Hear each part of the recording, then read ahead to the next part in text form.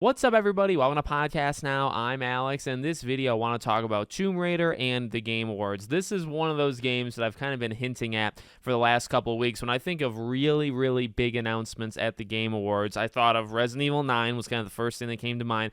Persona 6 is kind of that far-fetched theory, but I already did a video on that. And then Tomb Raider. These are kind of my three. And I feel if I can even just get one of them, considering these would be, I think, the biggest games that would be shown at the Game Awards, if I could get one, I feel like 33% prediction rate is not too bad for what we're predicting. Now, to be honest, there's not that much that makes me believe like 100% we're getting it. There's not necessarily evidence. It's not like it's been teased or anything. The main thing for me comes down to really two different things. They might even be combined into one, so we'll see as I talk about it.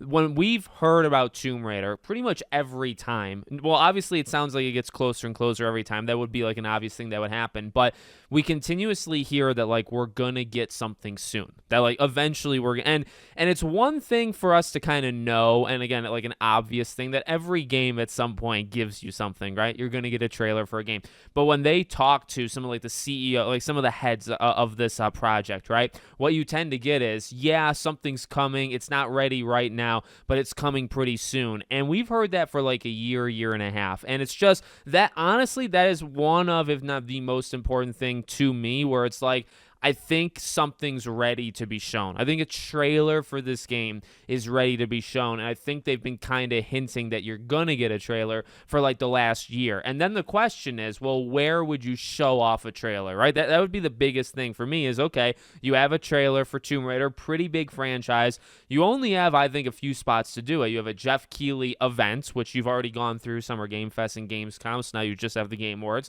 You do have like PlayStation or Xbox, but, you know, Xbox really in June is their big one, right? If you do it with Xbox anytime other than that, you're probably, I mean, Xbox does do events besides June, but they tend to be just their own studio stuff, right? PlayStation is freaking 50-50. You might get one event a year if you're lucky, maybe two, and you know, you have a not the biggest chance to even appear there. So for what it's worth, and for my opinion, I do think the Game Awards makes a lot of sense. You know, if you've been hinting and kind of leading up to an announcement for the past year, Game Awards is a place to do it. You have the most eyes you're ever going to have on it. But I think, you know, I look back and you think of like Mass Effect, right? Years back, and you think to like Blade, or you think to Jurassic Park Survival last year, Wolf Among Us 2 and things like that.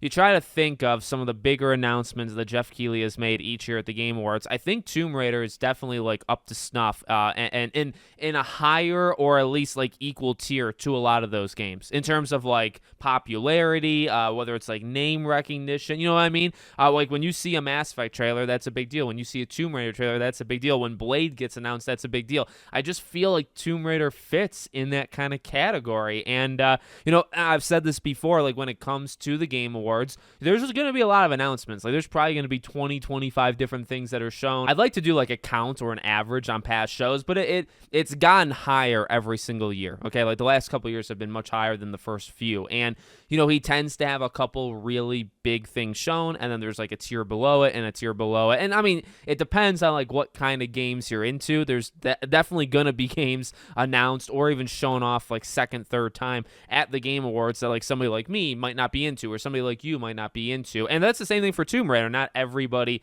would be into Tomb Raider, but I just think when you kind of boil it down to, okay, there's like an A tier, B tier, C tier, etc. Like what games make sense for an A tier? They're kind of like these rounded games, so like you've heard of. They're probably part of franchises for the most part. Like they come from like established studios. You know, like if a Naughty Dog announced their next game and it's a new IP, it's not necessarily an established IP, but it does come from Naughty Dog, so it kind of fit that criteria. You know, again, like a Resident Evil, right? This is the end of that trilogy. It's a freaking Resident Evil game. Of course, it's going to be like almost well-rounded in that way. Persona just keeps getting more and more popular. Persona 6 coming off of Metaphor, that I think is like a more well-rounded game.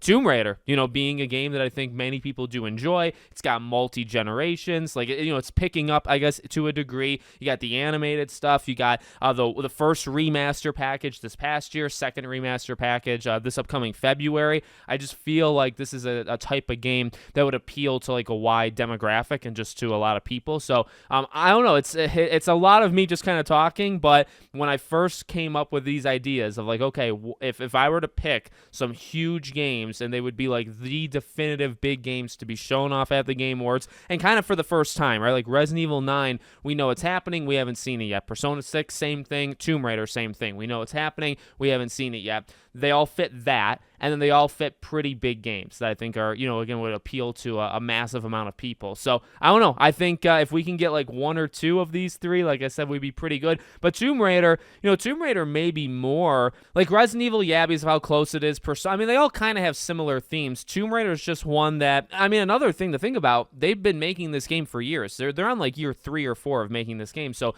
you're hopefully not talking about a game that's coming out in like 27, 28, 29.